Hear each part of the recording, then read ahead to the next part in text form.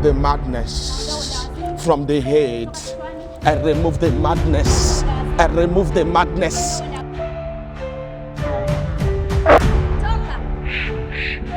You used to lock a brain. I carry the madness you put on her. I put.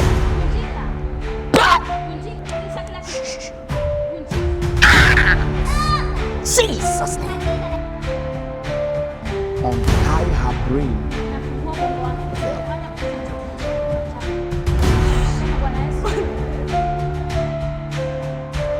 God bless you.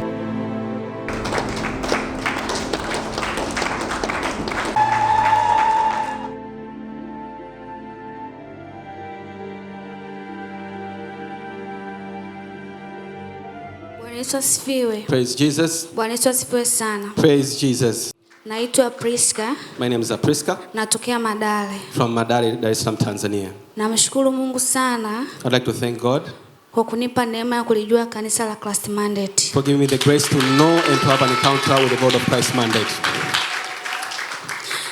Nimemwona akinipigania sana. I have seen him fighting for me.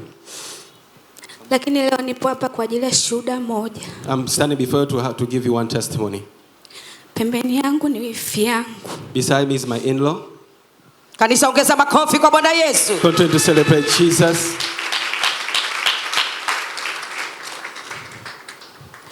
Ilikuwa siku ya Jumamosi. Anaitwa nani? What's her name? Anaitwa Ashura. Her name is Ashura. Wapi? From where? Ukonga, Mombasa. From Ukonga, Mombasa.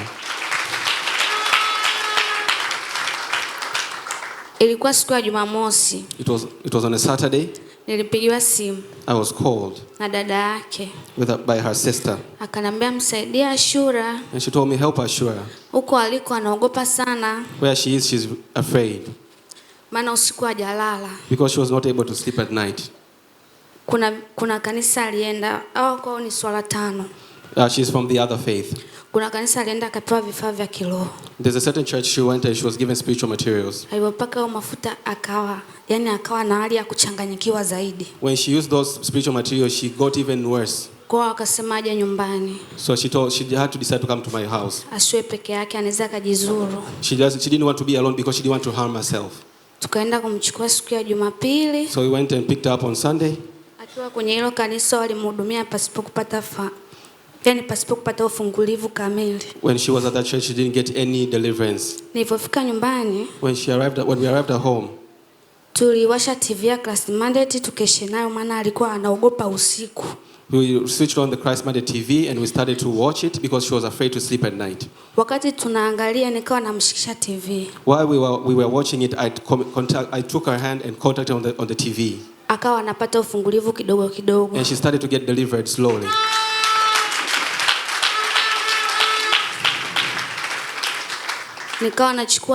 Nikachukua chumvi nikaweka kwenye socks nikamvesha. So I took the covenant salt, I put it in a socks and then I put it on her feet. Nikatumia kadi ya ubia kumuombea. And I took the partnership card and then I used it to minister on her. Aliendelea kupata ufungulivu. She continued to be delivered. Tukulala mpaka asubuhi. We were not able to sleep until the morning. Jumatatu tena kushinda vizuri. In the morning she was not able to stay safe. She was not safe at that time. Hatukupumzika mpaka ilipofika usiku. We were not even able to sleep until night. Asubuhi tukawa tunaomba usiku, yani asubuhi ifike mapema. We were praying that let the morning come early.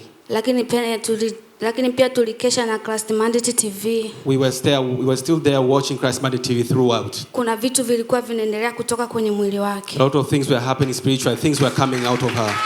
Yeye alikuwa anaviona. And she herself was able to see that. Wakati nimejilaza sasa tunaangalia Christ Mandate TV usingizi ukanipitia. While we were still there watching Christ Mandate TV, I fell asleep. Kumbe ilipofika saa 9 usiku. When it arrived about 3 a.m. roho ya uchizi ikamuingia. The spirit of madness fell upon her. Akawa anajiona yupo sokoni anaokota makopo. She found herself at the market square. She was picking up bottles. Akawa anaongea peke yake. She was speaking by herself. Mpaka tulivamka saa 10 ili tuje kanisani. When we woke up at 4 so that we could come to church. Mimi na mume wangu tulishangaa sana. Me and my husband were shocked. Yaani alikuwa ni chizi kabisa. She was completely mad. Tulivotoka nje. When we came outside. Akakimbia akaenda kokota roba.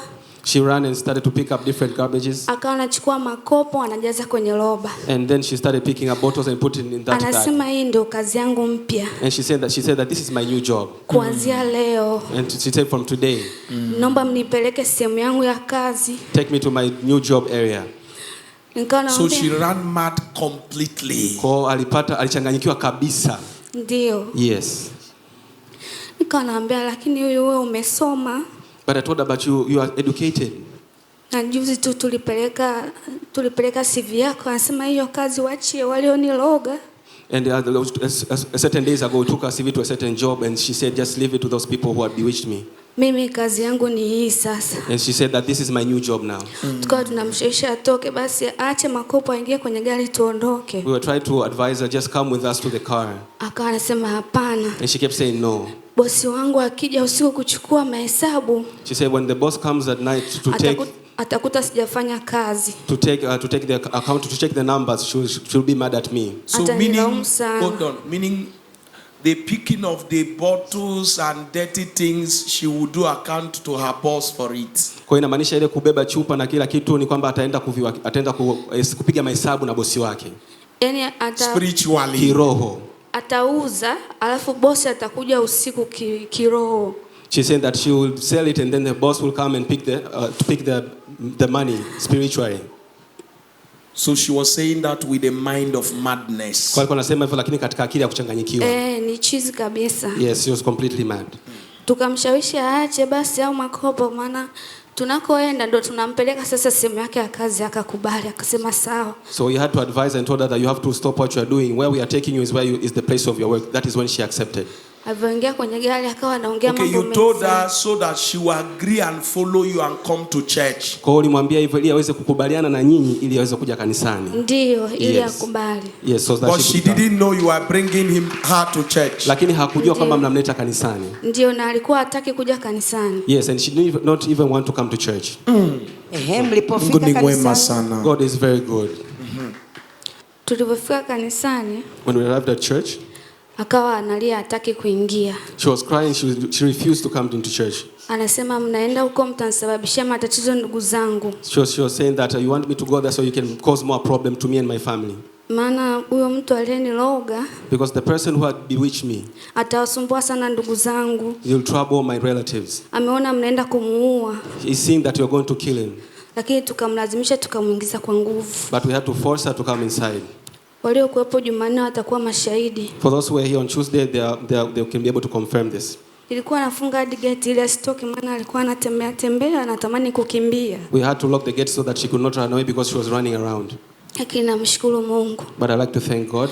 Baada ya kukutana na papa, after an encounter with Jesus' servant. So that is the when you brought her. Kwa hiyo ndio siku ambayo ulimleta. Ndio, ilikuwa Jumanne. On the screen. Hapo kwenye runinga. Yes. When she was running mad. Ambapo alipokuwa amenazimu. Ndio. Yes. Walipokutana na papa. Huyo ndio huyo binti sasa hapo. So that is the girl. Ndio yeye. Yes. Ndio nawaambia huyo ndio huyo binti sasa hapo amesogezwa kwa mtumishi wa Yesu hapo. So I'm narrating by the audience so they can be able to know that that is the girl. That is the lady. Mnaweza kuona katika hiyo. So that is how she was behaving when she has run mad. Kwa hiyo ndio hali yake ilivyokuwa na ukichaa. Ndio. Yes. Unaweza kaendelea? Alipokutana na papa, when she had an encounter with Jesus' servant, tulichukua muda mrefu sana mpaka kufunguliwa vifungo vyote. We took a lot of time until she was fully delivered. Maana alikuwa amefungwa vifungo ambavyo yani vinatisha tangu siku ya kuzaliwa. Because she had a lot of things that were tying her since she was born. Maana hata sema ambaye alikuwa anazani anaenda kupata msaada kwa shehe, kumbe naye aliwazika kwa kutumia mbuzi. So there was certain person we also meant to see people from the other faith, but they also tied her more. Hata marafiki zake pia nadhani ni rafiki akiwa shuleni, kumbe walimloga kupitia viatu vyake. Also even her friends bewitched her through the shoes. Hata rafiki yake pia ambaye ni wa karibu anakanene ilana, lakini pia naye alimloga ili afanye biashara zake. And also her neighbor who's a great friend, she thought that she's a great friend, also bewitched her so she can get a good business. Anatafuta kazi lakini hapati. She was seeking job but she was not able to get any job. Kumbe nyota yake inatumiwa na mtu ambaye ana magari, ana majumba, ana vyeo. But the reality is that someone was using her star to get cars, money and get positions. Lakini tunamshukuru Mungu sana. But we thank God a lot. Alifunguliwa siku ya ushauri. She was delivered on that day of counseling session. Ongeza tena makofi kwa Bwana Yesu. Continue to celebrate Jesus. So Ongeza tena makofi. in the screen, Kwa hapa kwenye runinga, that was when she was free hapo ndipo alipokuwa huru from madness. kutoka kwenye roho ya ukichaa. This can only be Jesus. Huyu ni Yesu tu pekee.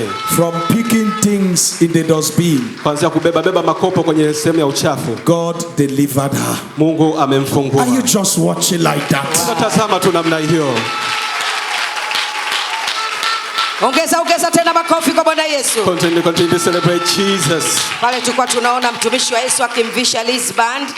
As we can see, Jesus 7 was giving a wristband. Alikuwa anasema anaogopa sana kurudi nyumbani. She said that she was afraid to return back home. Lakini mtumishi wa Yesu akampa wristband, akamwombea tena, akawa sasa amepata furaha. So Jesus 7 gave her a wristband and then prayed for her, and then she was able to get the peace. Kanisa, hebu ongeza makofi kwa Mungu wa Christ Mandate. Continue to celebrate the God of Christ mandate. Hebu mpe atusalimie kidogo. Give her the mic so that she can say hi.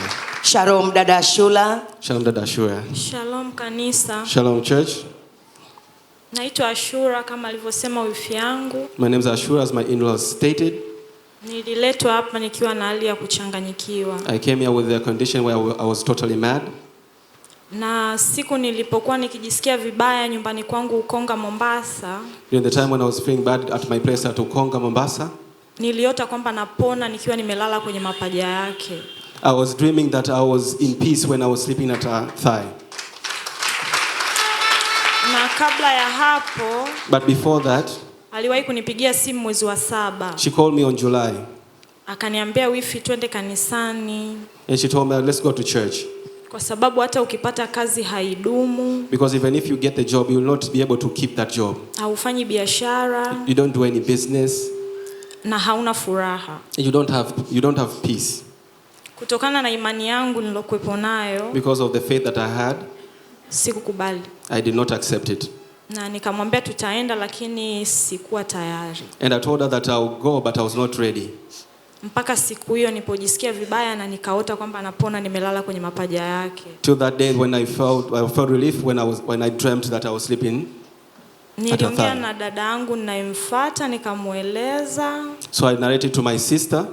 Akawapigia yeye na kakaangu akawaambia shida nilokuepo nayo. She called my brothers and told them about the issue that I was going through. Na wakaniambia niende nyumbani Madale kwa kakaangu. And they told me to go back to my brother at Madale. Siku hiyo sikuweza, mvua ilinyesha sana siku ya Jumamosi. On that day I was not able to go because it was on a Saturday and it was heavily raining. Jumapili ndo nilifanikiwa. On Sunday, that is when I was able. Lakini walinichukua nilikokuwa nimeenda kwenye kanisa fulani. They took me from the certain church that I was going through. Na hali yangu haikuwa nzuri kwa kweli. And my condition worsened. Tulipofika nyumbani, When we arrived at home, wifi aliwasha TV na akaweka channel ya Christ Mandate. that is when my in-laws switched on the TV and we were watching Christ Mandate TV. Na How many of you have Christ Mandate TV in your house? Wangapi wenu mna Christ Mandate TV nyumbani kwenu? Wave your hand, wave your hand. Punga mkono. Wave your hand. Punga mkono. Clap hand for Jesus. Lakini Bwana Yesu. So if you have Azam TV, Kwa kama una kingamuzi cha Azam, when you get home, unaporudi nyumbani, go to other channel, nenda kwenye channel nyingine. number 13. Namba 13. You get Christ Mandate TV. Utaipata Christ Mandate TV. Clap hand for Jesus. Shangile Bwana Yesu. Haya dada, kwa ufupi tumalizie furaha yako. Briefly, just tell us about your joy. namshukuru sana Mwenyezi Mungu I'd like to thank God na madhabahu haya and the altar of Christ Mandate na mtumishi wa Mungu Malakai Joseph and Jesus 7 Malachi Joseph, kwa sababu nimepona kutoka kwenye hali ya ukichaa. because I'm healed from the spirit of madness. Are you just watching like that? Unatazama tu namna hiyo. Clap hand for Jesus. Shangilia Bwana Yesu. If you are not a witch, Kama sio mchawi. this is madness we are talking about. Huu ni ukichaa tunaoongelea. God took her out of madness Mungu alimtoa katika hali ya ukichaa. and gave her peace and joy. Furaha na amani. She is not just healed. Hakuponywa tu. She is not just healed, Hakuponywa tu. but she is a Christian Lakini now sasa ni Mkristo sasa. and a Christ Mandate daughter. Na binti wa Christ Mandate. Pigieni Yesu makofi.